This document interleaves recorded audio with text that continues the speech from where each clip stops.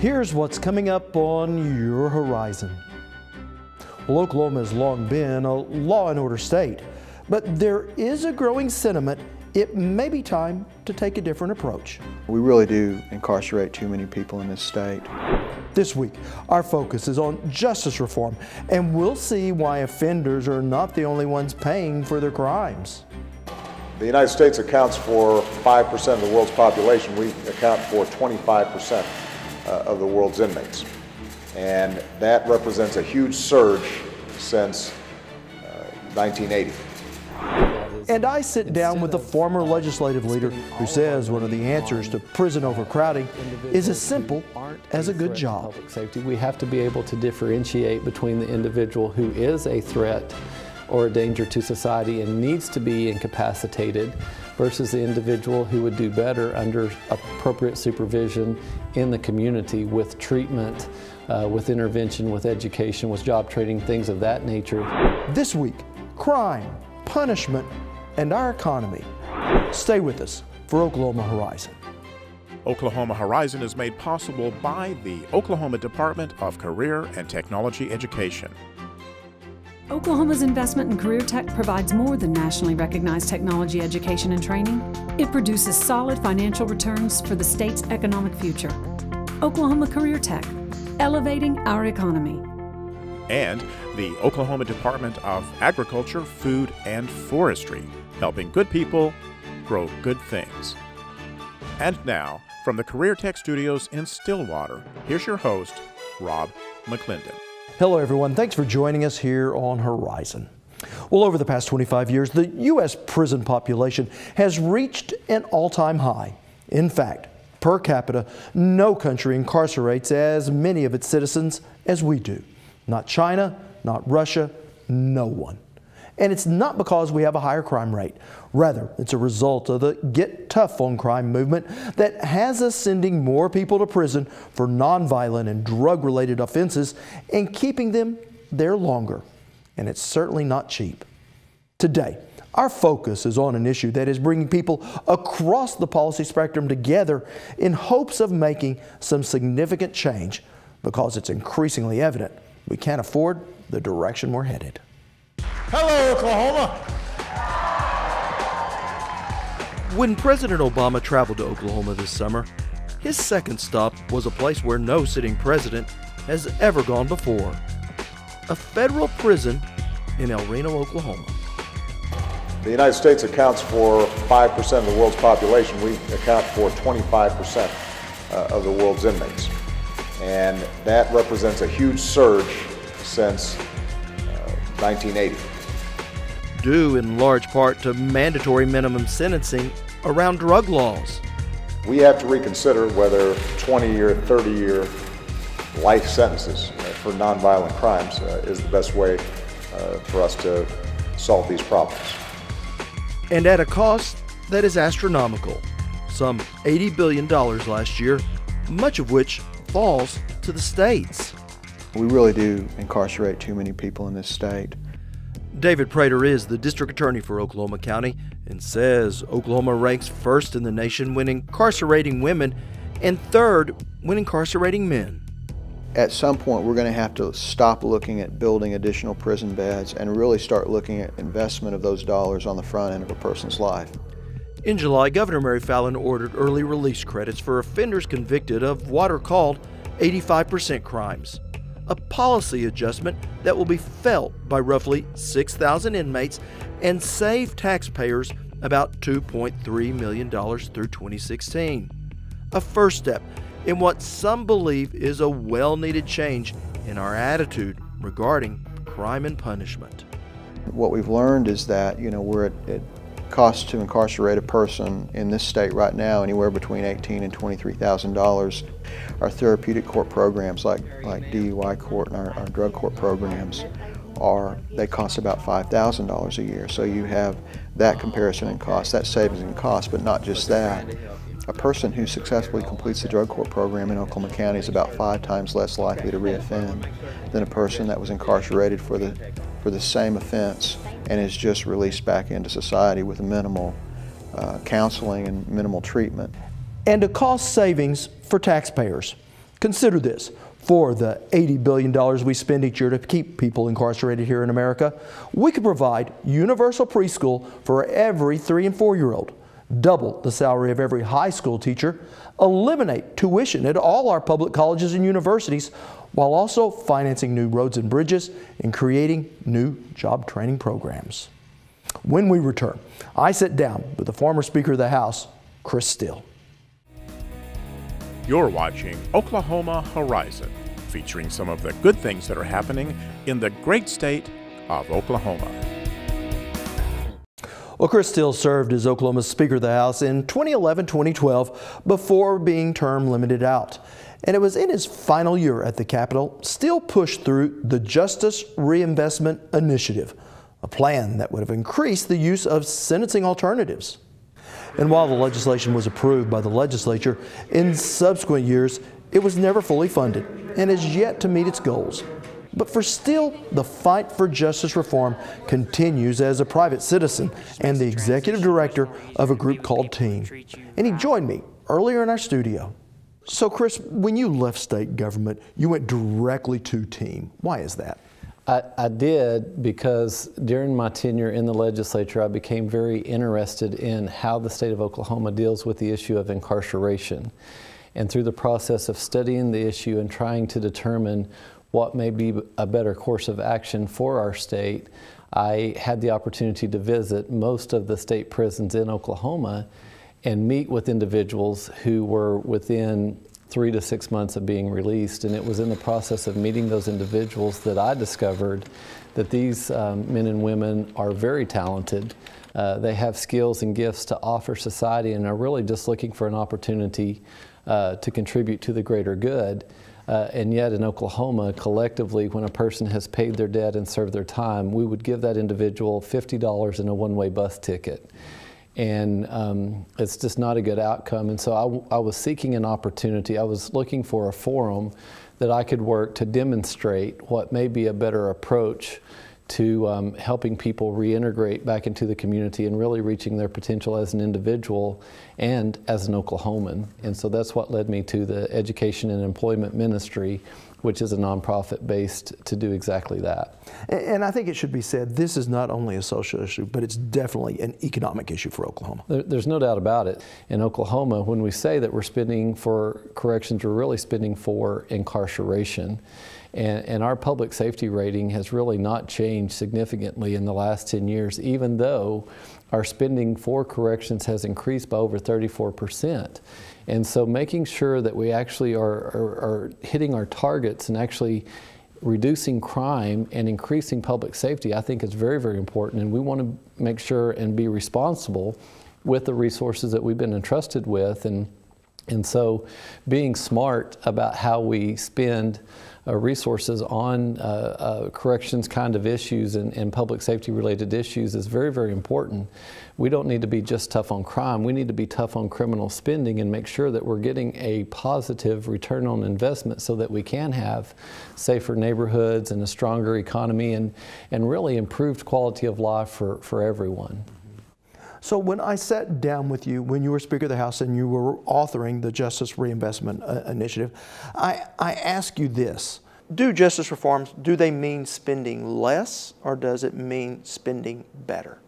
It means spending better. The reality is, instead of spending all of our resources on incarceration for individuals who really do not pose a threat to public safety or a risk to society, there's no research that indicates that that's actually good for public safety. In fact, the research would offer the opposite, and the data would indicate that when we incarcerate a nonviolent offender, even for a short period of time, and fail to address root issues such as substance abuse or mental illness, lack of education, lack of job training, lack of basic life skills, statistically that individual will transition back into our communities at a greater risk to public safety than even before they were incarcerated. I mean, it stands to reason that if an individual battles substance abuse issues before they were incarcerated and does not receive any sort of intervention or treatment or help with that issue when they transition out, they're still going to battle addiction. only this time they're not going to be able to find a job because they're a convicted felon, and the stigma associated with that often knocks a person out of even being considered for employment opportunities. Sometimes they can't even find a place to live. They have a family to take care of. Now they have enormous fees and fines that they have to pay back in conjunction with their sentence, and they've picked up some pretty bad habits along the way from being in an environment that's hostile and around hardened criminals. So while prison is hard, life on the outside can be even harder for one-time offenders, still paying their debt to society, no longer with time, but with money that few have unless they have a skill. Which is what brings us to the Oklahoma City Community Corrections Center. Under a blazing summer sun, the men gathered around this welding trailer don't seem to mind, because a new life outside the prison gate is now within reach. Yeah, this is the best opportunity I've had. This is the best opportunity of my life. John Klein is one of 7 offenders working from 6 in the morning until late in the afternoon as part of the first class of a fast-track mobile welding program. The program is just a real short-term program to catch guys at the back end of their incarceration, give them a chance to get out and make some money before they're discharged, and hopefully that job will continue on. And if it doesn't, even if it doesn't, they have some skills now to go and apply at other places too. Robbie Sanders is a Skills Centers instructor for Career Tech and says these men now have the hands-on experience to enter and be successful at a Department of Corrections work release program. When you step back into society, you have court costs you have to repay. Most of them will set it up where they have to pay $50 a month. Well, if you don't have a job, $50 a month might as well be $500 a month because you don't have it. So if they can transition back in and they're already in the workforce as they're coming back into society, it's a lot easier to pay those bills off and then get your debt paid back to society completely. Skills honed in a prison yard that can make a lifetime of difference. I'd like to make a career out of it. That's what I want to do with it. That's my plan. Well, for the rest of my life until I'm old enough to retire at least. All a part of a new initiative instructor Eddie Thompson hopes will just continue to grow.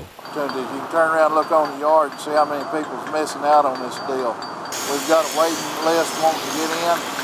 Quick as we get this program done, we'll start another one, and we'll just keep going forward from there. We'll grow as we go.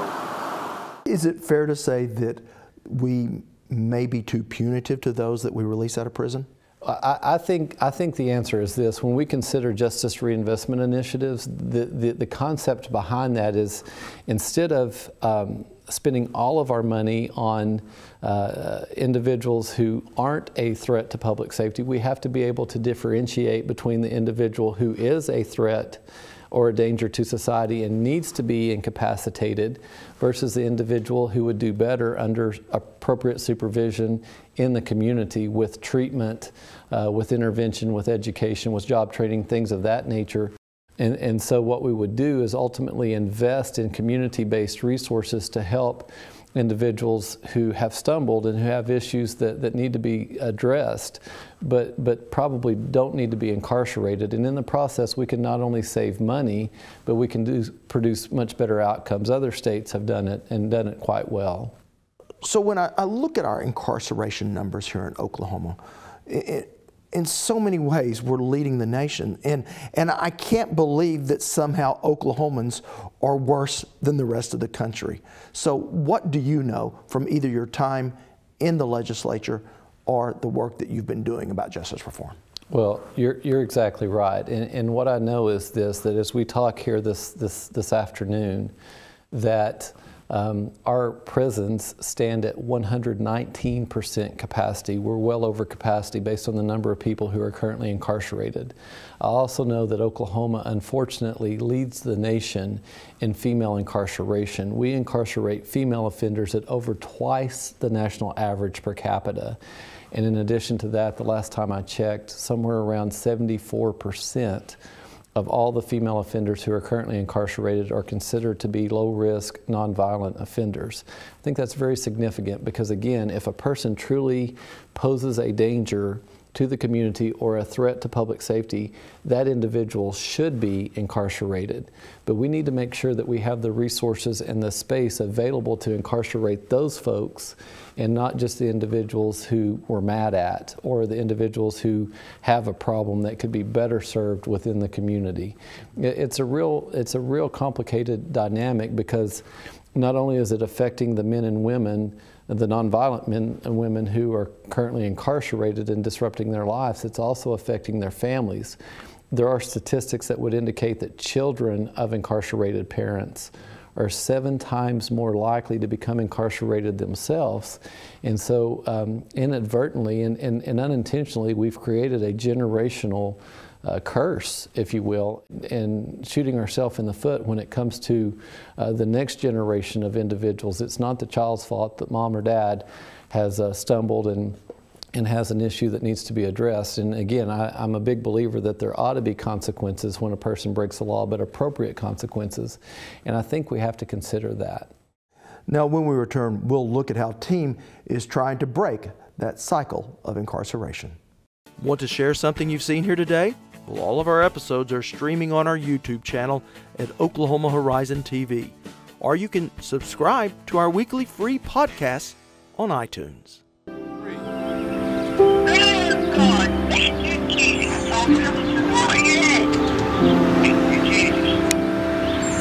Okay, my love.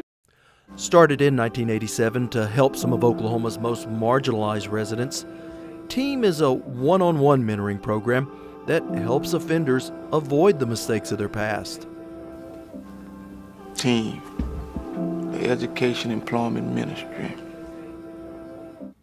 I feel love here. You know, I feel at home. You're incarcerated. You've been incarcerated. They look at you like you're a nobody, you know. But when you come here, it's all love. I feel love, you know. It's a blessing to know that there's people out there that really care about people like me, or a wretch like me. You know what I'm saying? And as I, you know, found God, He showed me, you know, it's gonna be okay, you know, just, I forgive you. And now I'm starting to love myself. So TEAM has been working with inmates and trying to help them transition back into life for almost 3 decades now.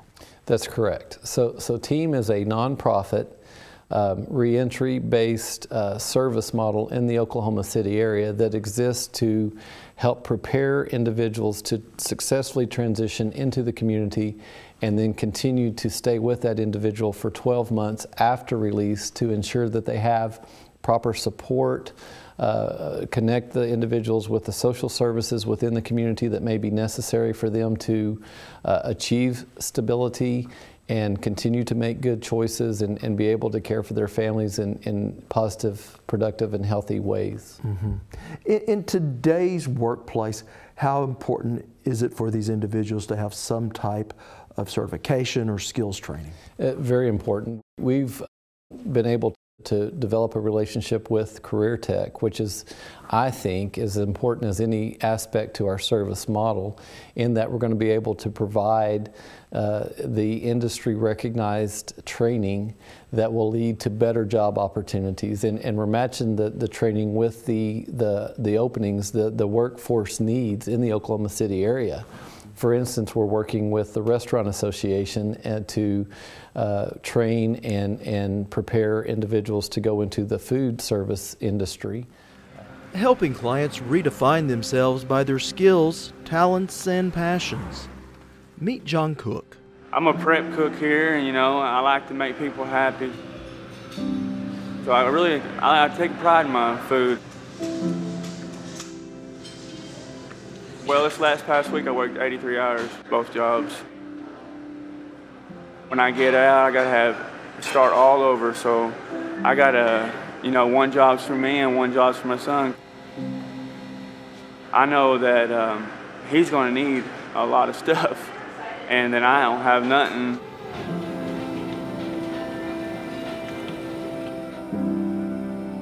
I gotta just keep my head focused on the right thing and get him and get everything he needs, because you know, that's my main goal, is to get him in as fast as possible too. And every picture I see, he's smiling, hey, and he loves to dance. Hey, he gets in his little walker and the music go on, and I seen a little video of him. He's just running around and clapping his hands. He's just always smiling. So that's why I gave him his nickname, AK Smiles, man. He's just, if he can smile, I can smile too, you know? And so I'd get up at 5 and I get to the kitchen and I work till 2, and I have to run back to the center and then check in, check out, be back at Red Prime at 2:30. And then I'd probably work till about, on weekends, to 12:30, 1 o'clock, get some sleep, like 2 or 3 hours, and start over again.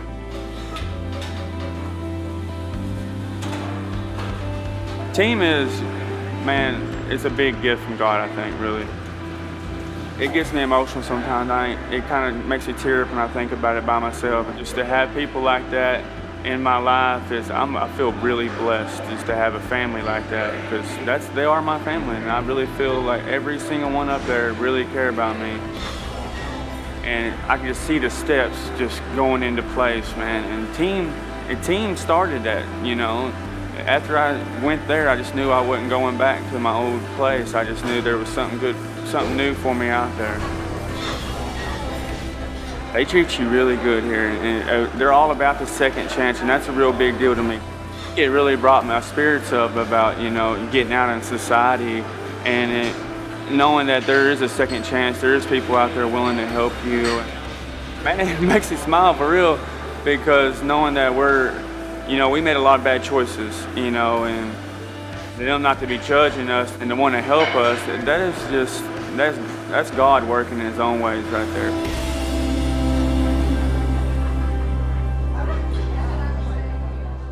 Just because a person has been impacted by incarceration does not mean that the person is not extremely skilled or able to do the work that's required within the community. In fact, I think at the end of the day, this ultimately becomes an economic development issue, because currently what we're doing and the way that we treat and think about a person who's been impacted by incarceration, oftentimes we kind of cast that person to the side, and even though they've paid their debt and they served their time, once they transition back into the community, because of the stigma or because of the label, if you will, of being a convicted felon, they're often not even given an opportunity to pursue a job opportunity. And I think we're selling ourselves short in that regard, because there's a lot of talent and there's a lot of value that exists within this population of people. Mm-hmm. Now, your background has been in education and in the ministry.